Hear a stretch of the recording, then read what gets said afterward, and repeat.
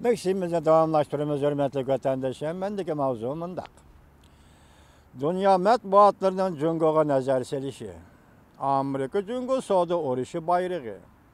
Mavzuli xabar 4 ayının 9 günü Amerika ovozining Xitoy tili programmasi e'lon qilindi. Xabar mundaq boshlanadi. Qisqartib elindi. Washington.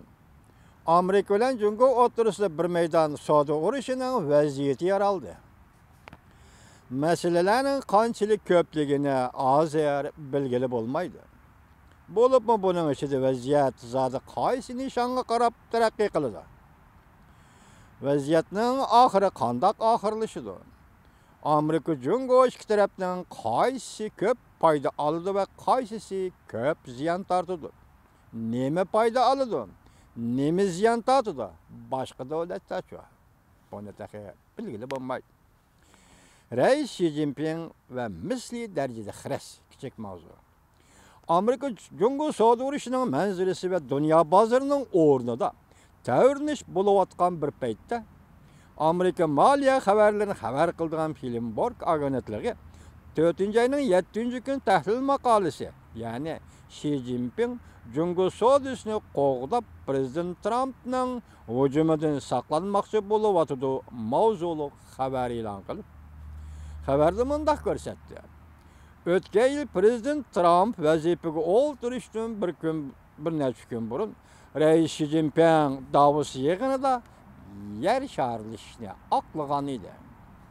Prezident Trump bo'lsa qaysi davlatlarning Amerikaning mahsulotlarini ishlab chiqarib, Amerika shirkatlarining texnikasini o'g'irlab, Amerika ishchilarining ish o'rniga buzg'unchilik qilishdan saqlanmoqchi bo'lgan edi.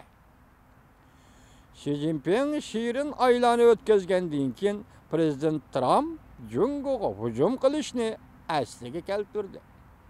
150 milliard dollarlik tamojna bo'yicha qo'yimiz deb Cungo'ga tahdid soldi. Bu darajada tamojna bo'yicha Xi Jinpingga mislsiz tahdid elib keldi.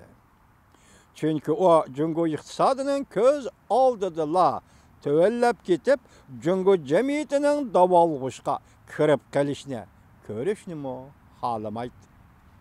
Texvetga aydilar Kompartiyaning qo'llashi bilan erishgan hukmronlik huquqining ojizlab ketishiga yo'l qo'ymaydi, ma'qul demaydi Reis Xi Jinping. Cungo shunga bir necha kun ichida o'ch elish xarakterlik tadbir e'lon qilib, siyosiy jihatda Amerikaning sazg'ori ra'yilariga zarb bermoqchi bo'ldi.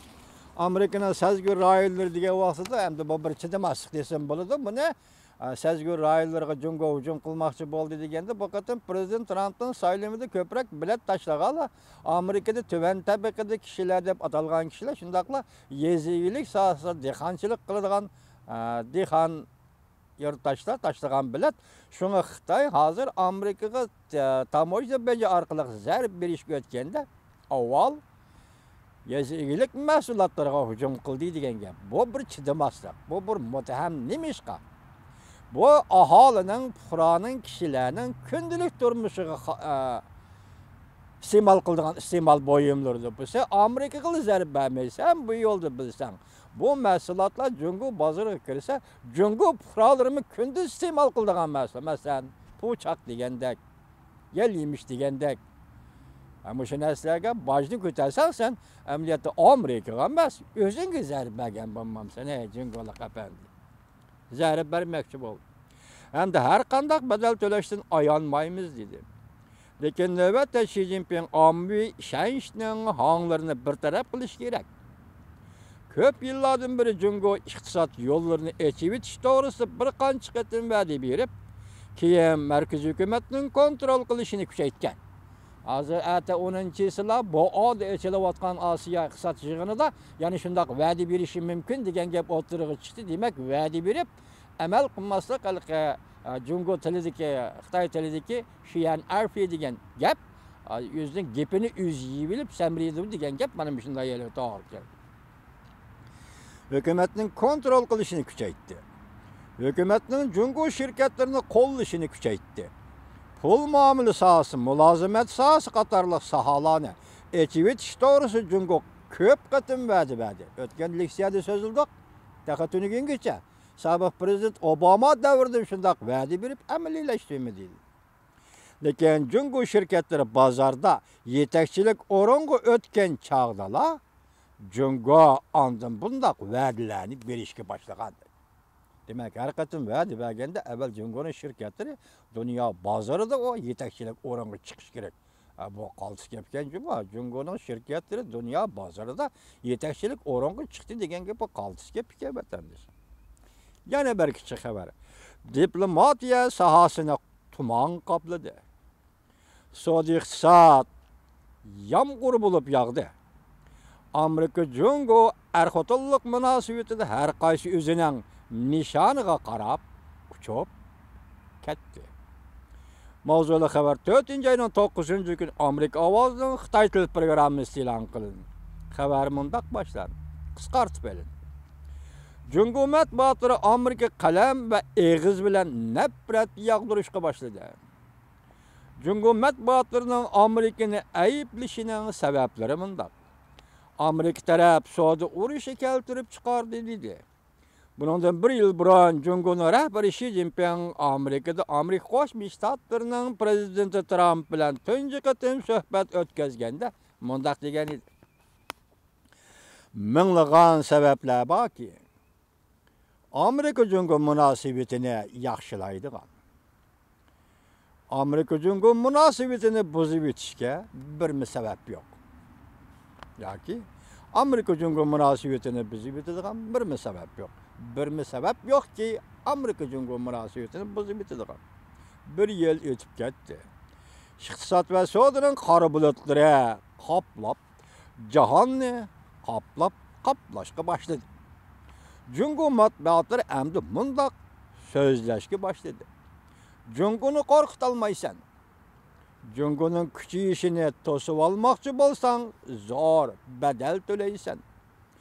Jungoning rahbarlaridan biri Wang Yang apandi Jungo Amerika munosabatini bundan 5 yil burun er-xotin munosabati degan edi.